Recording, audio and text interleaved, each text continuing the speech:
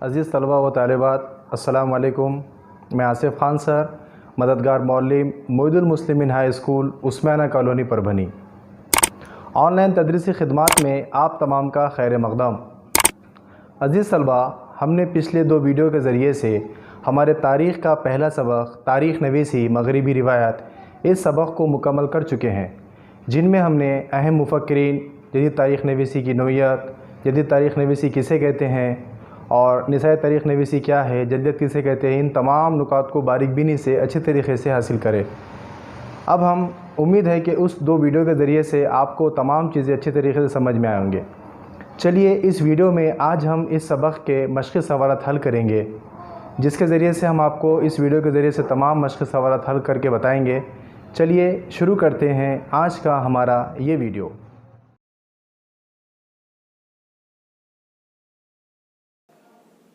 عزیز طلبہ، تاریخ نویسی مغربی روایت اس سبق کے مشقی سوالات حل کریں گے۔ درسی کتاب ساتھ میں رکھیں اور سوالات کے جوابات کی ساتھ ساتھ نشاندہی کر لیں۔ چلیے شروع کرتے ہیں۔ ہمارا پہلا سوال ہے، دیے ہوئے متبادلات میں سے مناسب متبادل چن کر بیانات مکمل کیجیے۔ جدید تاریخ نویسی کا بانی ڈیش کو کہا جاتا ہے؟ اس کا آنسر ہے والٹیر۔ دوسرا سوال ہے، آرکیولوجی آف نالج نامی کتاب ڈیش نے لکھی؟ مائیکل فوکو۔ سوال نمبر ب، ذیل میں سے غلط جوڑی درست کر کے دوبارہ لکھے۔ چوتھی جوڑی غلط ہے، کارل مارکس، جس کی صحیح جوڑی ہے داس کیپیٹل۔ لیکن آپ کو ایک بات بتاتا چلوں، نئے پیٹرن کے حساب سے آپ کو ایگزام میں بورڈ میں صرف غلط جوڑی پہچاننا ہے، اس کو درست کر کے لکھنا نہیں ہے، اس بات کا خاص دھیان دیں۔ اگلا سوال، درج ذیل تصورات کی وضاحت کیجیے۔ جدلیت صفحہ نمبر 4 پر اس کا آنسر ہے۔ دیکھیے، ہیگل کے مطابق کسی واقعے کا مطلب اخذ کرنے کے لیے اس کی درجہ بندی 2 مخالف قسموں میں کی جاتی ہے۔ ہیگل کے مطابق کہ کسی بھی واقعے کا مطلب اخذ کرنا ہے تو اس کی درجہ بندی 2 مخالف قسموں میں کرنا ضروری ہے، تبھی جا کر ہم آسانی کے ساتھ میں اس کی معلومات اور اس کو اچھے سے سمجھ سکتے ہیں۔ اس کے بغیر انسانی دماغ کو اس واقعے کا ادراک نہیں ہوتا، یعنی کہ جو واقعے کے بارے میں ہم معلومات حاصل کر رہے اس کے بغیر ہم اچھے طریقے سے سمجھ نہیں سکتے۔ مثلا سچ، جھوٹ، اچھا برا، اس طریقے کو جدلیت کہا جاتا ہے۔ اگلا سوال، اینلس نظام صفحہ نمبر 5 پر اس کا آنسر ہے۔ دیکھیے، 20ویں صدی کی ابتدا میں فرانس میں اینلس تاریخ نویسی کا نظام وجود میں آیا۔ 20ویں صدی کی ابتدا میں اینلس تاریخ نویسی کا نظام وجود میں آیا۔ اس نظام کی وجہ سے تاریخ نویسی کو ایک الگ سمت ملی۔ تاریخ کے مطالعے کو صرف سیاسی اتھل پتھل، بادشاہوں، عظیم رہنماؤں اور ان کے سیاست، سفارت اور جنگوں پر مرکوز نہ کرتے ہوئے اس دور کے موسم، مقامی لوگ، زراعت، تجارت، ٹیکنالوجی، نقل و حمل، مواصلاتی وسائل، سماجی درجہ بندی اور اکثریت کا رجحان جیسے موضوعات کا مطالعہ بھی اہم سمجھا جانے لگا۔ اینلس نظام میں اس بات پر زور دیا گیا کہ صرف سیاسی اتھل پتھل، بادشاہوں، جنگوں کے علاوہ اس زمانے کے مقامی لوگ، ان کی زراعت، ٹیکنالوجی، ان تمام چیزوں کے بارے میں معلومات حاصل کرنا بھی ضروری ہے۔ اینلس نظام کی ابتدا اور ارتقاء کا سہرا فرانسیسی مورخوں کے سر بنتا ہے۔ مورخ کہتے ہیں تاریخ لکھنے والے کو، ہسٹورین، انگلش میں کہا جاتا ہے اس کو ہسٹورین۔ چلیے اگلا سوال کی طرف بڑھتے ہیں ہم۔ درج ذیل بیانات کی وجوہات کے ساتھ وضاحت کیجیے۔ اس میں پہلا سوال، خواتین کی زندگیوں کے مختلف پہلوؤں پر غور و فکر پر مبنی تحقیق کا آغاز ہوا۔ صفحہ نمبر 5 پر اس کا آنسر ہے۔ اور اسی کے ساتھ سوال نمبر 6 کا تیسرا سوال، نسائی تاریخ نویسی سے کیا مراد ہے؟ اس سوال کا آنسر بھی صفحہ نمبر 5 پر ہے، یعنی کہ ہم 2 سوالات کے آنسر صفحہ نمبر 5 پر ملیں گے۔ دیکھیے،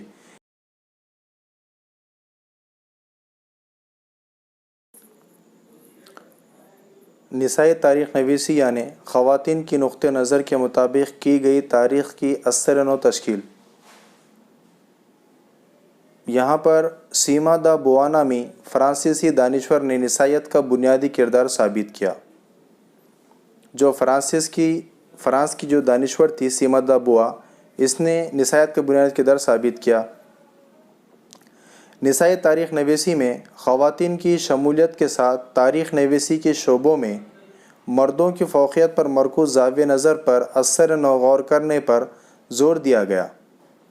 یعنی کہ اس دانشور نے سیما دا بوا نامی مردوں کی فوقیت پر مرکوز زاویہ نظر پر اثر نو غور کرنے پر زور دیا گیا، اور اسی کے ساتھ ساتھ اس کے بعد خواتین کی زندگیوں سے جڑی ملازمت، روزگار، ٹریڈ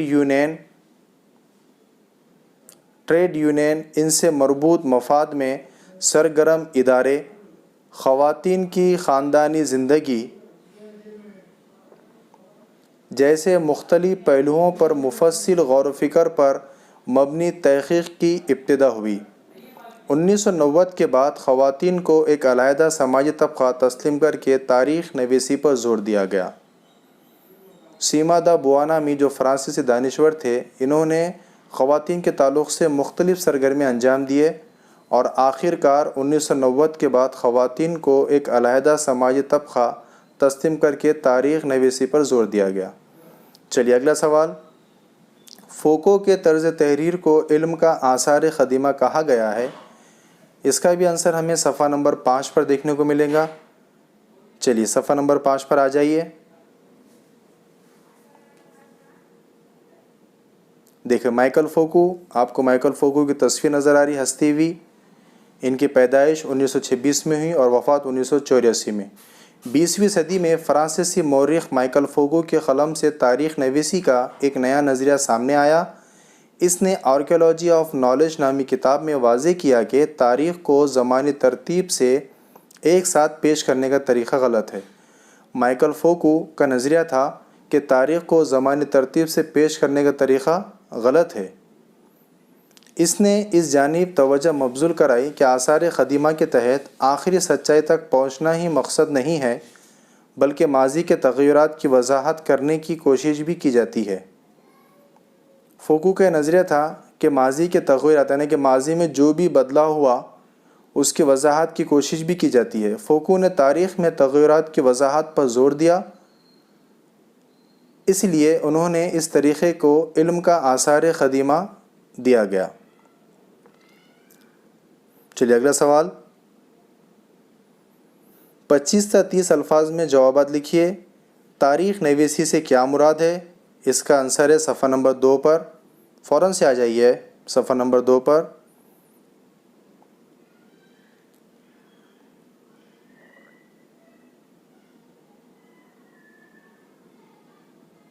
دیکھیے، دستیاب ثبوتوں کی تجزیاتی تحقیق کر کے ماضی میں وقوع پذیر واقعات کو تاریخ میں کس طرح پیش کیا جاتا ہے، پیشکش کے اس طریقے تحریر کو تاریخ نویسی کہتے ہیں۔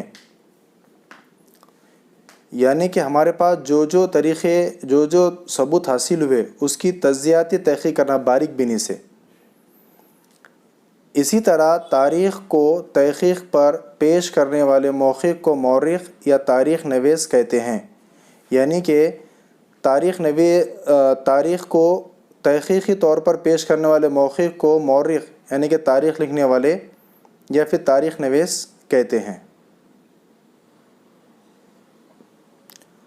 عزیز طلباء و طالبات، آگے دیکھیے، اگلا سوال کی طرف چلتے ہیں ہم۔ ہمارا اگلا سوال ہے، رینے ڈیکارٹ نے تاریخ نویسی میں کس خیال پر اصرار کیا؟ صفحہ نمبر 3 پر اس کا آنسر ہے۔ پیج نمبر 3 پر آ جائیے۔ رینے ڈیکارٹ جو ہمارے مفکر تھے اس سبق کے، رینے ڈیکارٹ کی پیدائش 1596 میں ہوئی اور وفات 1650 میں۔ یہ خیال پر زور طریقے سے پیش کیا جاتا تھا کہ تاریخ نویسی میں استعمال ہونے والے تاریخی وسائل خصوصاً دستاویزات کی تصدیق نہایت ضروری ہے۔ رینے ڈیکارٹ کا یہ ماننا تھا کہ جو بھی دستاویز ہمیں حاصل ہوتے ہیں اس کی تصدیق کرنا ضروری ہے۔ ان مفکرین میں رینے ڈیکارٹ نامی فرانسیسی فلسفی پیش تھے۔ ان کی تصنیف کردہ ڈسکورس آن دی میتھڈ نامی کتاب کا ایک اصول سائنسی تحقیق کے نظریے سے کافی اہم مانا جاتا ہے کہ جب تک بلا شک و شبہ کسی واقعے کی سچائی قابل اعتماد نہیں ہوتی اسے ہرگز قبول نہیں کرنا چاہیے۔ رینے ڈیکارٹ کا ایک نظریہ تھا کہ ہم جس بھی تعلق سے معلومات حاصل کر رہے اس کے تعلق سے ہمارے دل و دماغ میں کسی قسم سے شک و شبہ نہیں ہونا، تبھی جا کر ہم جو ہے تو اس کو اطمینان بخش ہم اس کے بارے میں معلومات حاصل کر سکتے۔ چلیے اس کے ساتھ ساتھ ہمارا دوسرا سوال تھا والٹیئر کو جدید تاریخ نویسی کا بانی کہا جاتا ہے۔ اس کا بھی آنسر صفحہ نمبر 3 پر ہے۔ دیکھیے والٹیئر کا اصلی نام فرانسوا میری اروے تھا، جن کی پیدائش 1694 میں ہوئی اور وفات 1778 میں۔ اسی فرانسیسی فلسفی نے تاریخ نویسی کے لیے نہ صرف ٹھوس حقائق اور واقعات کی ترتیب پر توجہ دی بلکہ یہ خیال بھی پیش کیا کہ اس زمانے کے سماجی روایات، تجارت، معاشی نظام، زراعت وغیرہ امور کا خیال رکھنا ضروری ہے۔ اس وجہ سے یہ بات سامنے آئی کہ تاریخ مرتب کرتے وقت انسانی زندگی کے تمام پہلوؤں کا احاطہ کرنا ضروری ہے۔ اس اعتبار سے والٹیئر کو جدید تاریخ نویسی کا بانی کہا جاتا ہے۔ چلیے اگلے سوال کی طرف بڑھتے ہیں عزیز طلبہ۔ ہمارا اگلا سوال ہے درج ذیل تصوراتی خاکہ مکمل کیجیے۔ یہاں پر ہمیں اہم مفکرین کے نام لکھنا ہے، جس میں سب سے پہلے مفکرین ہیں رینے ڈیکارٹ، دوسرے والٹیئر، تیسرے جارج ولیم فریڈرک ہیگل اور آخری ہے کارل مارکس۔ اگلا سوال کارل مارکس کا نظریہ طبقات واضح کیجیے۔ صفحہ نمبر 4 پر اس کا آنسر ہے۔ صفحہ نمبر 4 پر آ جائیے۔ کارل مارکس 19ویں صدی کے نصف آخر میں کارل مارکس کے پیش کردہ اصولوں کی وجہ سے تاریخ کے زاویہ نظر میں اہم تبدیلی لانے والا فکری نظام وجود میں آیا۔ یہ تمام چیزیں کارل مارکس کے 19ویں صدی میں نصف آخر میں شروعات ہوئی اور تاریخ کے تعلق سے زاویہ نظر میں تبدیلی آئی۔ اس نے خیال پیش کیا کہ تاریخ غیر مرئی تصورات پر نہیں بلکہ زندہ انسانوں کے تذکرے پر مبنی ہوتی ہے۔ کارل مارکس کا نظریہ تھا کہ جو انسان جو زندہ ہے ان کے اوپر مبنی تاریخ ہونی چاہیے۔ انسانوں کے آپسی تعلقات ان کی بنیادی ضرورتیں پوری کرنے کے لیے میسر ذرائع پیداوار کی نوعیت اور ملکیت پر مبنی ہوتے ہیں۔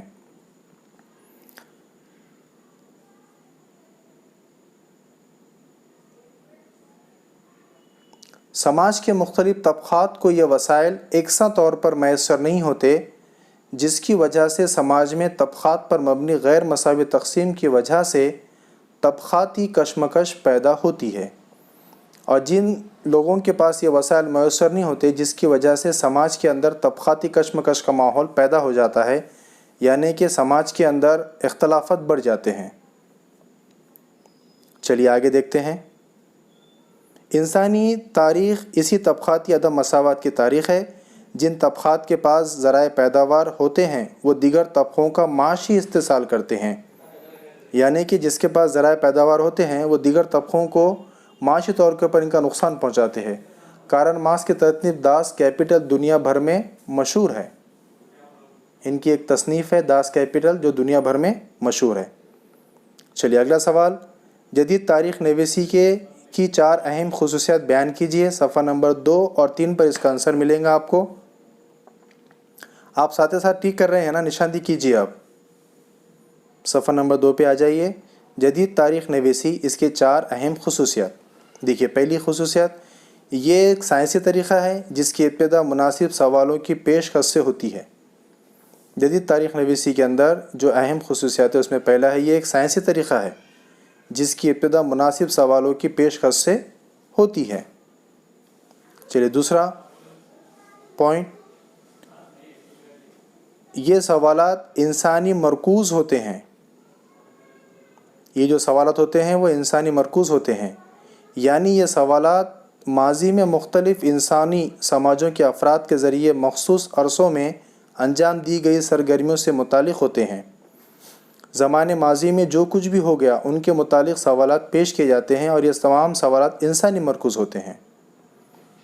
اگلا پوائنٹ دیکھیے صفحہ نمبر 3 پر، تاریخ میں ان سرگرمیوں کا تعلق دیو مالائی کہانیوں سے جوڑنے کی کوشش نہیں کی جاتی، یعنی کہ جو دل سے جو بنی ہوئی کہانیاں ہوتی ہیں اس سے جوڑنے کی کوشش نہیں کی جاتی تاریخ میں. یہ جدید تاریخ نویسی کی خصوصیت کے اندر ہے. تیسرا پوائنٹ دیکھیے، ان سوالوں کے جواب کی بنیاد قابل اعتماد تاریخی ثبوت ہوتے ہیں جس کی وجہ سے تاریخ کی پیشکش منطقی ہوتی ہے. اب اس کے اندر ان جو سوالوں کے جوابات ہوتے ہیں بنیادی قابل اعتماد ہوتے ہیں جس کے اوپر ہم بھروسہ کر سکتے ہیں. آخری پوائنٹ، ماضی میں کی گئی انسانی سرگرمیوں کے ذریعے انسانی ارتقاء کا جائزہ تاریخ میں لیا جاتا ہے. ماضی میں انسان کے ساتھ جو بھی سرگرمیاں ہو گئی ان کا جائزہ اس طریقے میں لیا جاتا. چلیے ہمارا اگلے سوال کی طرف چلتے ہیں. اگلا سوال، نسائی تاریخ نویسی سے کیا مراد ہے؟ جو سوال آپ نے صفحہ نمبر 5 پر دیکھ چکے ہیں اور صفحہ نمبر 5 پہ آپ اس کا آنسر بھی ٹک کر لیے ہیں. آخری سوال، لیوپولڈ وان رانکے. دیکھیے لیوپولڈ وان رانکے 19ویں صدی میں تاریخ نویسی پر خصوصی طور پر برلن یونیورسٹی کے لیوپولڈ وان رانکے کے خیالات کا اثر تھا. برلن یونیورسٹی میں لیوپولڈ وان رانکے کے خیالات کا کافی اثر تھا. انہوں نے تاریخی تحقیق کے تشخیص طریقے کے بارے میں بتایا.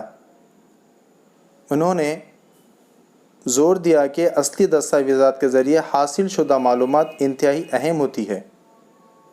ان کا یہ ماننا تھا لیوپولڈ وان رانکے کا کہ اصلی دستاویزات کافی اہم ہوتی ہے اور تاریخی واقعات سے متعلق تمام اقسام کے کاغذات اور دستاویزات کی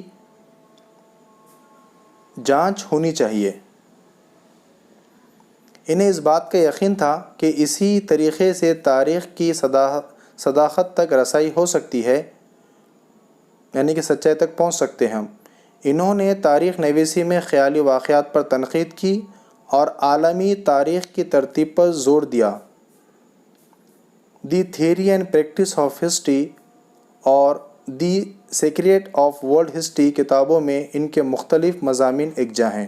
امید کرتے ہیں آپ کو اس ویڈیو کے ذریعے سے پہلے سبق کے مشقی سوالات اچھے سے سمجھ میں آئے ہوں گے. اب ملتے ہیں اگلے ویڈیو میں، تب تک کے لیے خدا حافظ. السلام علیکم.